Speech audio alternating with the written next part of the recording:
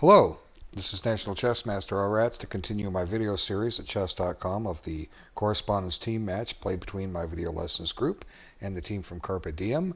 And this was played down on board 206 of 210 boards, and we've got a nice rating advantage down there, like low 1500s versus mid 1200s. But I don't think our man Mike979 took his opponent all that seriously here. We'll see what I mean here. Now, the center game, that's what they call this, is black should equalize easily, and the normal move is to play queen e3, and I'm sure we've covered this opening already, and white goes back to d1, and basically this just gives black an advantage of the first move. It's like black is playing white here. Black now has two pieces developed, white has none, and white continues to make opening mistakes. Okay, generally you want to develop knights before bishops, but this is okay. And here, I believe, comes another fundamental error by white. He's just developed a piece and he promptly trades it off. And what this does is this increases the scope of this dark squared bishop. It now has more open lines, and suddenly white realizes he's got a little pressure here, and he needs to stop and play c3. And then just like that, all of a sudden, black has got three developing moves made, and white has none. It's true white has open lines. His knights and bishop and queen can come out all at once, or one move at a time. But no matter how you cut it, white's behind in development, and white continues to violate opening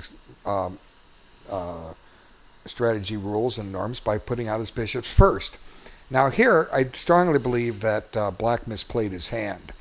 What he should do is play rook e8. Okay, this just gains a tempo on this pawn. Make white stop and protect it. Okay. Now, for instance, how is white going to do that? Well, he can take this knight, which we'll save it for a moment, but eventually he's going to have to play something like knight d2, and then black is able to play d5, opening up the diagonal for his bishop and putting another threat on a pawn. And this game can get uncomfortable for white in a hurry because black is about to mobilize everything. What's white going to do? We don't know what he's going to do. What would he play? Let's say bishop d3. Okay, well, fine. Let's take it. Okay, we've opened up some lines. Now, take back with the knight. Now this knight is now pinned. Okay, so black can increase the pressure. White's got to solve this position over the board, and suddenly it's not easy. Maybe white will play f3, which again takes away the best square for the knight, and black can just increase the pressure, play queen e7. Another piece is developed, ready to play rook a d8, and I think it's only a matter of time before the white position falls apart like a house of cards. Okay, so he doesn't do that. He pretty much lets white back in the game. Let's see, get the bishop here. Let's look at this. I said he could take this. Now you want to take back with the b pawn. Okay, this does a number of things. Number one, this bishop can go to a6 and stop white from castling.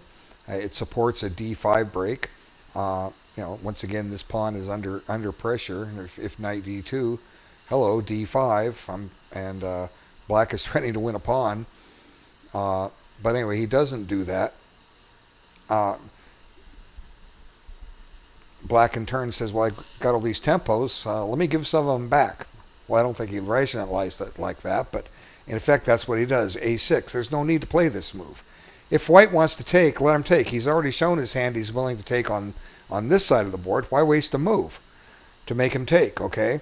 You don't have to do that. Develop a piece, let him take. He may very well do that. Like I say, he's already shown that he'll do it on this side of the board. And then also this takes away the square for this bishop. So he does take. And I think that taking back with the b pawn is better. But black allows white back in the game, more or less. Even though black is still ahead in development, look at what's happened. uh, three sets of pieces have come off the board. Both sides have traded. White's traded his two bishops for knights, and the queens have come off. And as a matter of fact, we've reached a position that's very much like the Ruy Lopez exchange variation. And if White can trade off the knights for the bishops and trade off the rooks, White wins this ending.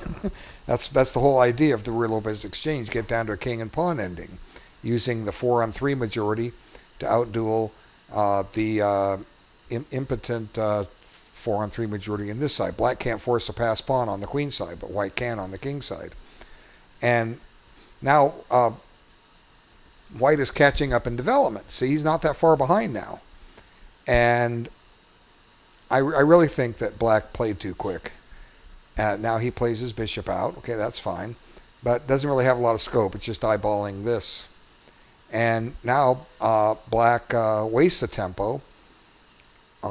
Decides he wants the bishop on g4. So all of a sudden, White is back in the game. Development is almost even. You know, Black was up like 3 tempos before, and now he isn't. And probably what Black should do is just continue, try to get some pressure here. But maybe he's worried about e5. You know, logically you want to put a rook, get the rooks doubled, but Black uncorks a little combination to liquidate things, and White bites, takes the bait, and White saves his b pawn, but he weakens his c pawn as a result. And now White's saying, okay, if you retreat your knight, I'm going to double your pawns. But you know, even if this happens, the Black advantage is really starting to slip, and White's getting closer to what he wants, a king and pawn ending. Comes f3, then they decide to trade the minor pieces, and you know, here Black has somewhat of an advantage, but it's not as pronounced as it was earlier. You know, when he had more pieces on the board, because if you go back to what I first looked at, if rook e8 instead of a6, you know, and just the line I was showing, Black had all kinds of possibilities, and White's going to have to play extremely accurate to maintain a balance. And here White misfires. What White needs to do is play this rook to d1. Okay, this has an immediate threat on this rook, and you know, Black is clearly trying to double on the 7th rank, but in sliding the rook over, he has to give White control of the d file. So what White needs to do is this. Now let's look at a possibility. What could happen? Okay, let's suppose we continue with the plan. And now simply rook here. And if Black checks, you bring the rook back. And, you know, Black is probably going to draw this with accurate play. You can put the rook anywhere else you want, but White's going to get his king out. And he's going to hold on to these pawns, even though they're a little weak. He should be able to hold on to them, and I think with accurate play, Black draws. Whereas White needed extremely accurate play just to avoid a disaster earlier. So that's how much this position has changed. But there's more to it. He plays rook f5, and going for this pawn is kind of foolhardy in a way, because it doesn't mean anything because of what Black can now do. Now Black is getting what he wants. So obviously White is playing too quick also, and when you see the second game, you'll have to agree. So White gets this meaningless pawn. He is a pawn ahead, but look at the pressure Black has. And here, a good move is just play rook takes here. That threatens checkmate in one move, but Black stops the check first. Now he takes the pawn, but he doesn't have the back rank mate threat. And here, Black missed a forced and easy win. It's not that direct to see it, but I'll show it to you. It's g6, rather than make it torture you to try to solve it. Okay, the point is, it's cutting off this rook's flight square. If White does nothing, this king's going to come up here and trap the rook. So at some point, White has to play e6, okay? He's got to get a way for his rook out. Well, now, Black just stops and takes this pawn. Now there's a mate threat that White must deal with. And he can do a check. Going to the 7th rank does nothing. He can do a check, but essentially he's just running into trouble here. Rook check. Now which way you want to go? Let's come up here. Now there's a threat of Rook H1 still. There's a threat of King takes, and it's game over. Game, set, match to Black. So Black missed that, and he played F6, and now comes a check. And now suddenly, White is doing to Black what Black has been doing to White. How does White get rooks doubled on the 7th so easily? This should never have happened, but it did. And again, I think Black has barely got it. He hardly has any advantage at all. He's a pawn up, and it's a double pawn. White's most accurate move is to put his rook here. Now Black has a more accurate king, or more active king, but White should be okay here. Let's look at a possibility. Let's take this, okay? Fine, okay. Let's get rid of some of the pressure on the 7th. But now, keep in mind, we have an active rook here too. And White's a pawn down, but he's probably going to be winning it back, and those queenside pawns look awful weak. And if too many of them come off the board, if White can trade his 2 pawns for those 3 pawns, even if Black can win the pawn on G4, it's probably going to be a draw. So, White's tossed away his clear advantage, but Black misfires the position. Let's see, a little too far back. White continues to, doesn't play that. He plays rook check. He continues to drive the Black king into the heart of the White position, and now the Black position is becoming incredibly strong. Black is going to be winning these pawns. He doesn't necessarily so much have to worry about dropping these guys. There goes one of them, and now White finds the correct move, but a little too late. And what do I always say? Slow down and take your time. Black to play has checkmate on the move and doesn't see it, doesn't play it. I mean, this is the second game that I've done a video for where our man had a mate in 1 and didn't play it. I mean, somebody tell me what's wrong with rook A1 checkmate. There's nothing wrong with it. It just wins on the spot. So, this is not how you play correspondence chess. It's not a substitute for over the board. You're not playing blitz. You want to play blitz live chess. You just click on live chess, put out, what do you want to play, a 3-minute game? Hit a 3-0 seek, you'll have a game in seconds. 5-0, whatever. You get to play all the quick chess you want. Okay, why do you play a team match when you have 3 days to move if you're going to miss a mate in 1? It just boggles my mind. So Black misses the mate in 1 and sets up a new mate in 1 in 2 different ways. And Black stops it, or White stops it rather. Now he swings it over here, threatening a new mate in 1. And White starts checking. And now Black is just dead 1. He's threatening a mate and attacking a rook. And White can't cover it both. So now Black finds the mate. Goodbye. Game over. So, hopefully this game gives an idea of how to fight back. And when you get an advantage, how to press it. And making a lot of exchanges that Black did actually helped White out a lot. Whereas if Black kept his pieces on, he could have had a pretty good advantage. Now let's switch to the other game. Let's wonder if it'll start it at move. Wait, it's not loading. 1 second. No, that's not it. I thought I had it saved in my memory. Okay, this one ended very fast. Again, it's surprising that this game could actually happen in a correspondence match, let alone over the board. Oh, there's the final. We're close to the final position. Look at that disaster. Okay, how did that happen? Well, we'll find out. Black chooses the Damiano defense. So obviously Black has never read a chess book about this to know why this is bad. Now, it is playable if you do it right. And I'll show you how to do it after after we see this game. But this just allows white a stock sacrifice, and black cannot accept, because black is immediately immediately received a losing position. White forces a win and proves it nicely. Okay, first move, check. It's a natural move. Now black's best bet is to play g6. Okay, g6.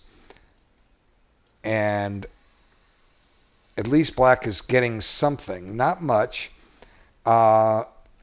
If bishop e2, there's queen takes g2, so white usually just plays king d1.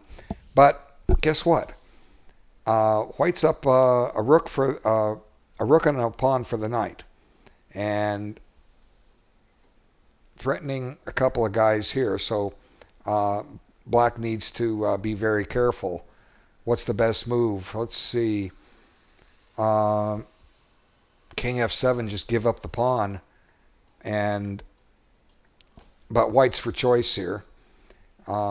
There's basically no way black can survive this in the long run. Let's see, d5 to take. It's white's move. You want to make sure that your queen gets out. You don't want him to take d5 away. Let's just go attack the queen, and it's a white game. This is the best black can do, and it's still losing. But he doesn't play g6. He plays king e7. And now it's just routine. I mean, any of you could beat Magnus Carlsen in this position if you had white. Okay, check. There's only one legal move.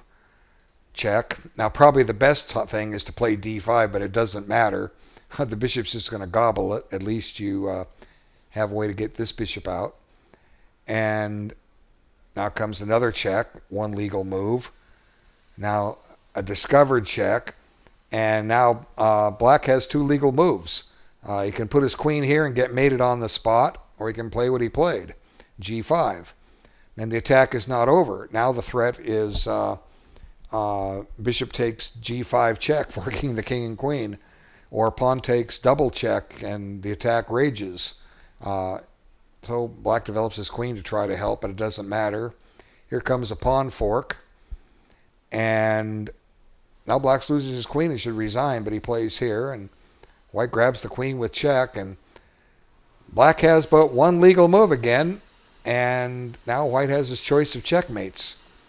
He can play bishop h6 check, checkmate, which is what he did. He could also play queen g5 mate. Which one would you prefer? I kind of like the bishop mate. I like the way he did it, because you've got the piece, use it. And look at this position. Black has not used 5 of his pieces. Okay. 5 of them never got in the game. His queen came out one square and was promptly lost. And his knight got developed by recapturing with the only legal move, right? So black basically developed his king. Okay, so let's come back to this position.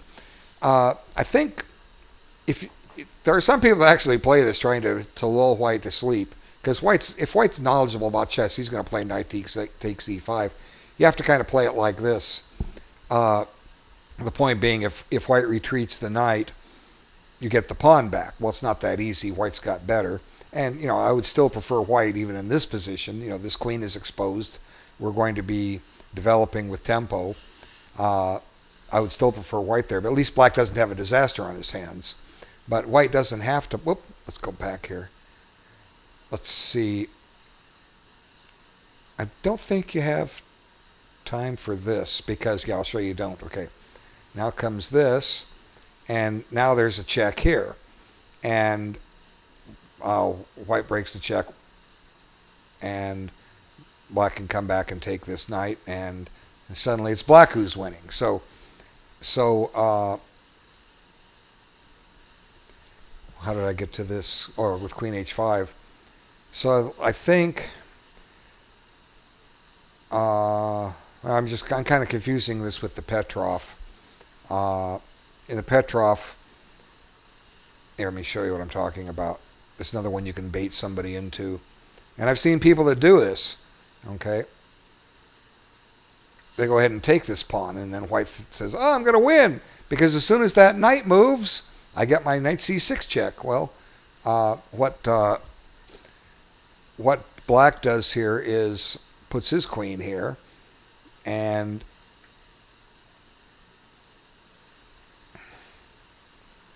I think black comes out of this down a pawn. But, and I've seen, there's one strong player over at ICC that plays this, and I can't remember what his handle is. I'm going to have to figure that out, see if he's still doing it. But he was playing this and getting away with it. It was really remarkable.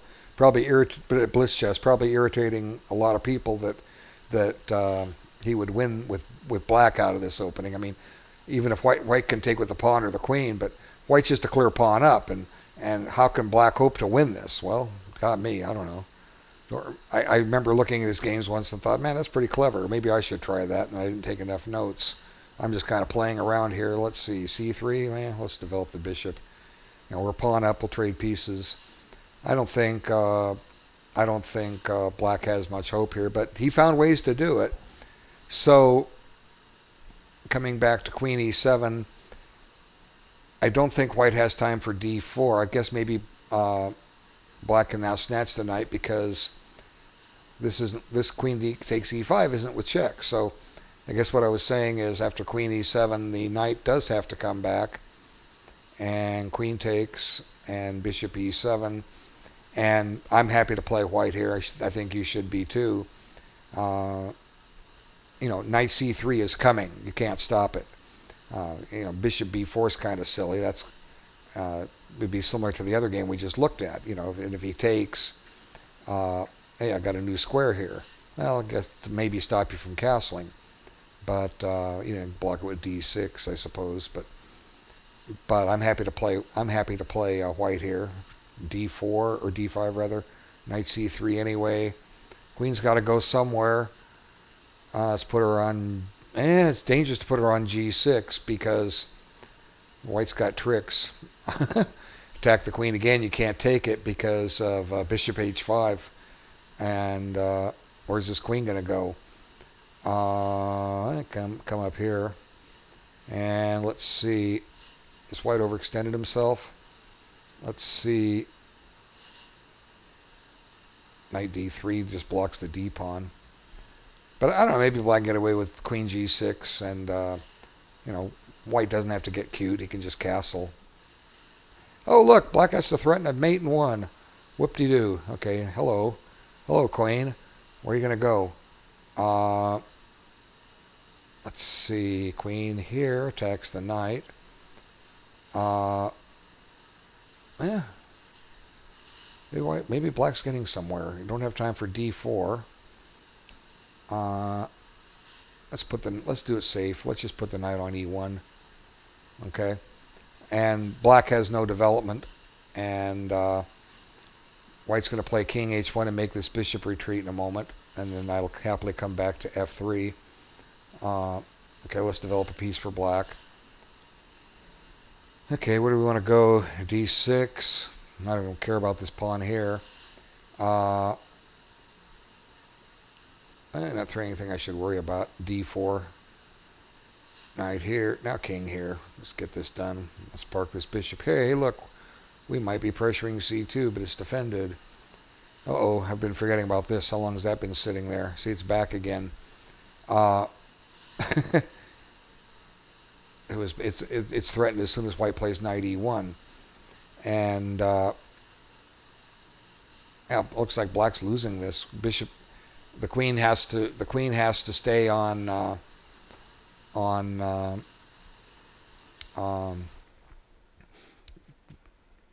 has to stay on the file to keep this pawn pinned, and you know, if you move the queen, you lose the bishop. Could white have done that with the knight h4? Let's see, what was I saying? I was saying, well, we're attacking the queen directly. The queen comes up to g5, and I don't have time for knight f3. You could play king h1, but you're going to get double pawns. Now this is just knight e1 wins. Anyway, hopefully somebody learned something from this.